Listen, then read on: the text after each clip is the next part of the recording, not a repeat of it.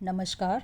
आज के व्याख्यान में हम एमए उत्तरार्ध के चतुर्थ प्रश्न पत्र विशिष्ट साहित्यकार में प्रेमचंद जी की कहानी संग्रह मानसरोवर भाग 1 से मान मर्यादा के झूठे आदर्श पर प्रकाश डालने वाली प्रमुख कहानी शांति का अध्ययन करेंगे।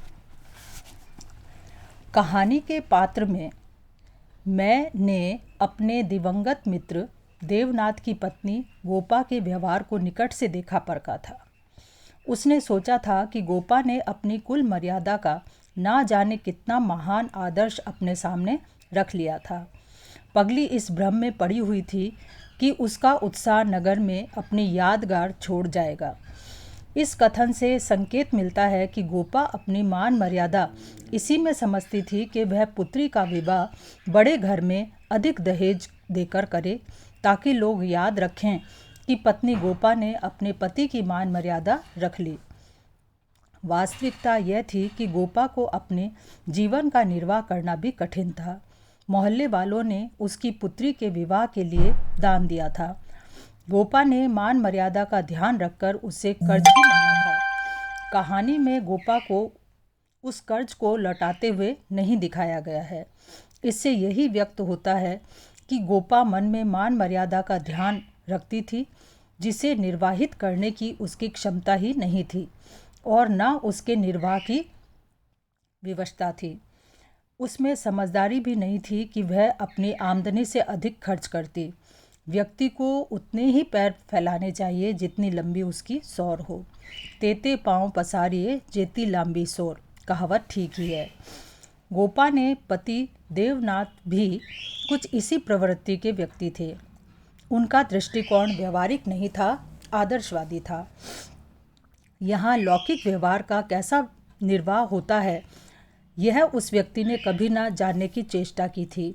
उसे भले आदमी ने जीवन से कोई सबक लेने की जैसे कसम खा ली थी।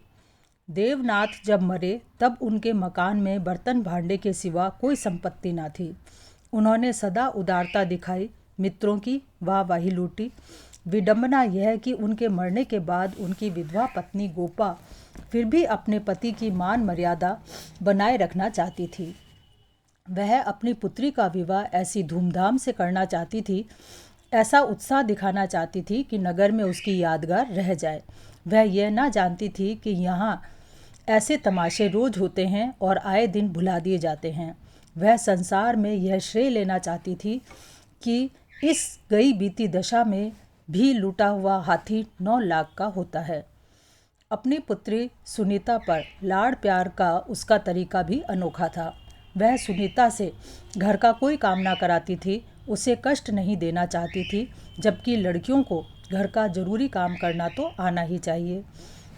उसके लाड़ प्यार ने सुनीता को अभिमानी बना दिया था।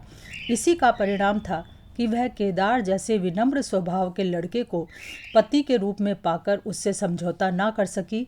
वह अपने सास ससुर को भी खरी खोटी सुनाती थी। आश्चर्य यह था कि गोपा अपनी पुत्री के व्यवहार में कोई कमी मानने को राजी ही ना थी।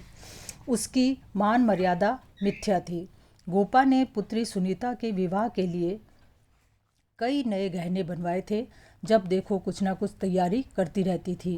गोपा स्वयं शरीर से कमज़ोर थी, परंतु पुत्री के विवाह की तैयारी में इतना परिश्रम करती थी कि उसके बीमार हो जाने का खतरा हो सकता था। वह मुश्किल से घंटा भर सोती थी। वह तो यह जिद पूरी करना चाहती थी कि मुन्नी के लिए उसका बाप जो कर सकता था वह मैंने कर दिया। जब मैं उसे समझाता तो गोपा उससे कहती थी कि सुन्नी के पिता का कितना नाम था, कितने आदमी उनके दम से जीते थे। क्या यह तुम नहीं जानते? वह पगड़ी मेरे सर पर ही बंधी है। यह गोपा का मान मर्यादा के झूठे आदर्श का पालन करना वाला ही व्यवहार था। मैंने गोपा द्वारा पुत्री के विवाह में दिए गए सामान के बारे में ठीक ही कहा है कि गोपा ने बहुत कुछ दिया और अपनी हैसियत से बहुत ज़्यादा दिया। सुनीता को अपने पति से अनबन रहती थी।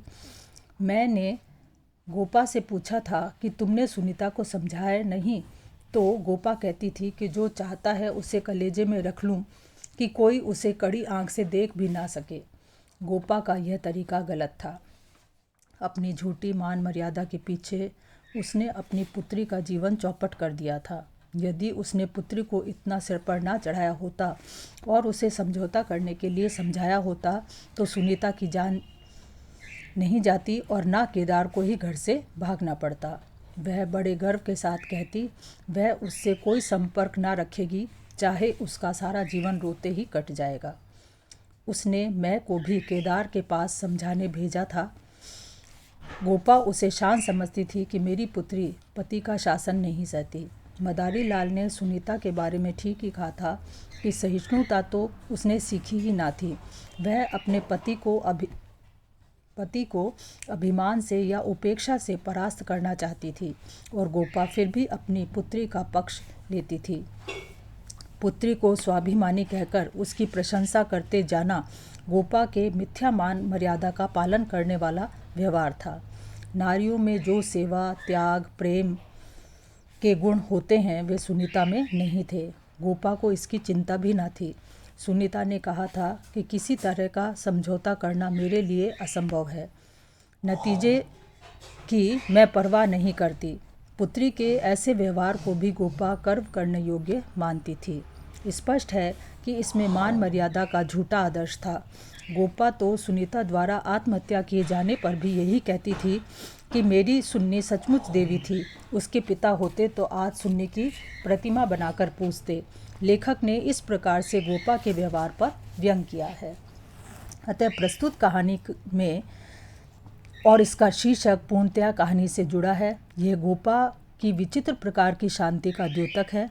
वह उस शांति का द्योतक है जो मिथ्या मान मर्यादा बनाए रखने से उत्पन्न होती है और जो दूसरों की दृष्टि में वास्तव में शांति है ही नहीं, जैसा कि लेखक ने यहाँ संकेत किया है और संदेश दिया है कि यह संदेह हो जाता था कि गोपा की यह शांति उसकी अपार व्यथा का ही एक रूप तो नहीं है। लेखक ने शांति प्राप्त करने के तरीके, शांति की स्थापना पर व्यंग किया है। यह कहानी मान मर्यादा के मिथ्या आदर्श पर प्रकाश डालने वाली प्रमुख कहानी है। धन्यवाद।